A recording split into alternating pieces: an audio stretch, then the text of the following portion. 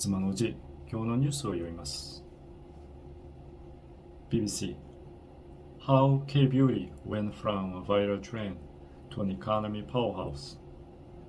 January 3rd, 2026. Who would have thought serum infused with snail mucin, the sticky substance they secrete, would become a part of skincare routines around the world? Well, it happened. And the gooey elasticity is key, according to a viral TikTok challenge promoting the serum. It made its manufacturer, the small South Korean label COSRX, go global. It is now owned by Amore Pacific, the country's biggest cosmetic company. The rapid spread of the sticky serum tells you just how widely successful K-beauty has become. Fueled by viral contents and trends, it is one of the biggest industries in South Korea, where the pressure to look almost flawless has always been huge in a highly competitive society. The domestic market alone was valued at about $13 billion, 9.6 billion pounds in 2024, with sales of some products expected to grow at double-digit rate. And the rest of the world is just as obsessed with K-beauty, which is perhaps unsurprising given it's part of Hallyu, a Korean wave, which has made K-pop and K-drama a global phenomenon. K-beauty brands now occupy whole sections at global retailers, from Sephora to Boots to Walmart. In the first half of 2025, South Korea overtook France, the birthplace of modern cosmetics, to become the world's second largest exporter of beauty products after the United States. Search for Korean skincare on TikTok, Instagram, or YouTube, and you will be met with a deluge of contents from influencers, some of whom have hundreds of millions of followers. They dissect ingredient lists, film unboxings, and record "get ready with me" videos built around ideas such as glass skin, sheet mask, and of course snail mucin. There are so many products and brands, and lots of time you have exposure to millions of them as a consumer. It's highly saturated and competitive, said Leah Yu, a beauty influencer and founder of the US-based K-beauty brand Crave Beauty. The formula behind the rise. At the heart of K-beauty's rise is relentless paces of innovation. New formulations appear every few months, after designed to spark the next online obsession. 10-step skincare routines, overnight water sleeping masks, and headline-grabbing ingredients such as shaman sperm were once viewed as niche or unappealing. Today, many are staples in bedroom cabinets from London to Los Angeles. Social media has been central to this shift. Products launched in Seoul are on TikTok and Instagram feeds in the US, UK, India, and Australia instantly. There are, however, growing concerns about the social impact of beauty ideas, particularly on young people. Experts warn that constant exposure to skincare content online can fuel anxiety and excessive spending. We are fully aware of the excessive misuse of social media can lead to backlash, said Kim Sung-han, Amore Pacific's chief executive, adding the brand must strike a careful balance in how they use online platforms. The challenge will only grow as the industry expands to include Western multinationals. L'Oreal acquired a South Korean conglomerate, which included the brand Dr. Z, in late 2024, saying the deal would help meet rising demands for effective yet affordable K-beauty products. Other global firms are increasingly incorporate popular ingredients associated with Korean brands such as Centella Asiatica and rice water into their own lines.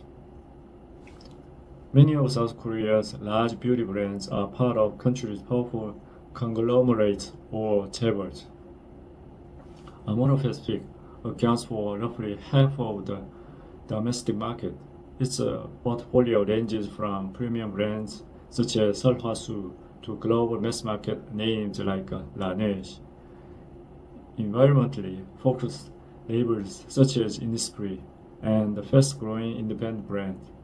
But even as a chaebol, Amore Pacific says it looks to smaller independent brands for fresh ideas. Through the founder and the COSRX team, we are able to learn their approach to formula innovation and how to respond more quickly to consumer needs, Mr. Kim from the Amore Pacific said. These lessons have since been integrated into our wider organization. In 2024, Amore Pacific sold about $6.2 billion of products. LG Householdings Healthcare, another major conglomerate, recorded sales of $4.1 billion. The scale of the industry continued to show up in South Korea's export figures too. Export rose 15% in the first half of 2025 to a record $5.5 billion, largely driven by strong sales in the US and Europe, putting the country on track to surpass $10 billion in annual beauty export. For Mr. Kim, all customers are not the same. In countries like Japan, Korea, and China, there are more interest in things like flawless skin. In Europe, fragrance is the main category, and in the US, makeup is more popular, he said. Things are changing though, he added, pointing to rising interest among Western consumers in youthful-looking skin and sun protection, particularly as awareness of climate change and UV exposure grows. Keeping up with the competition. To cater to the ever-growing demands, South Korea's 30,000 or so beauty brands rely on highly sophisticated industrial ecosystem. They are supported by original development manufacturers or ODMs, which handle research, formulation, and production for thousands of labels. Even large conglomerates outsource some product line, while small names depend heavily on ODM to move quickly and keep costs down. Cosmex, one of the largest manufacturers, supplies product to about 45 brands from factories across South Korea, China, and US, and Southeast Asia. In 2024, it accounted for just over a quarter of South Korea's $10 billion worth of cosmetic exports. This allows product to move from being conceptualized to be sold in as little as 6 months, the process that can take 1 to 3 years for many Western brands. Automation helps keep costs down. The BBC visited a sprawling Amore Pacific's factory outside South Korea capital Seoul, where a handful of workers oversaw the fully automated production lines, bottling Laneige water sleeping mask and CrossRx vitamin C 2-3 serum. Speed, however, comes at cost. Intense competition has contributed to thin profit margins and high rates of business failure. According to government data, more than 8,800 cosmetic brands have gone out of business in recent years. South Korea has great infrastructure that can help you create a brand quickly, but growing a successful brand is another story, said Ms. Yu. It comes down to your brand ethos, your identities, and how different your products are from anything else on the market.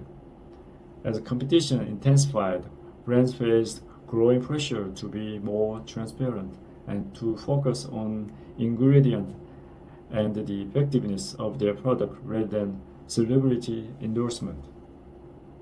We are not just buying from the big brands now.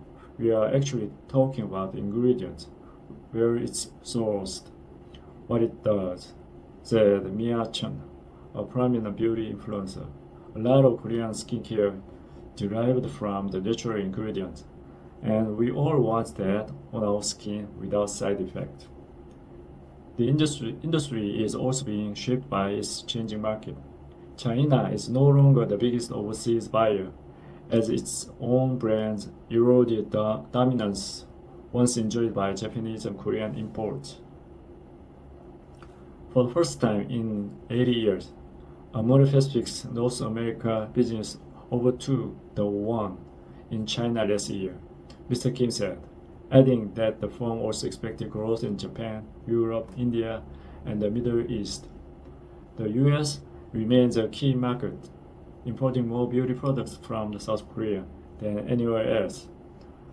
But President Donald Trump's 15% tariffs on Korean imports have sparked some uncertainty.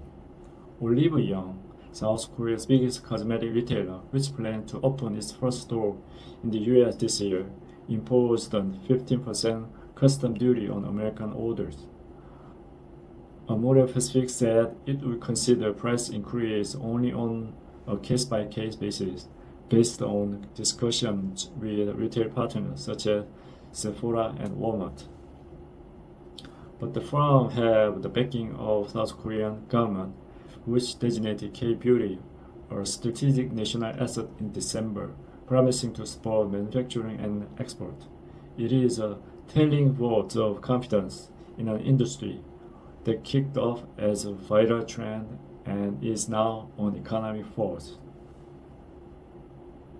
以上です。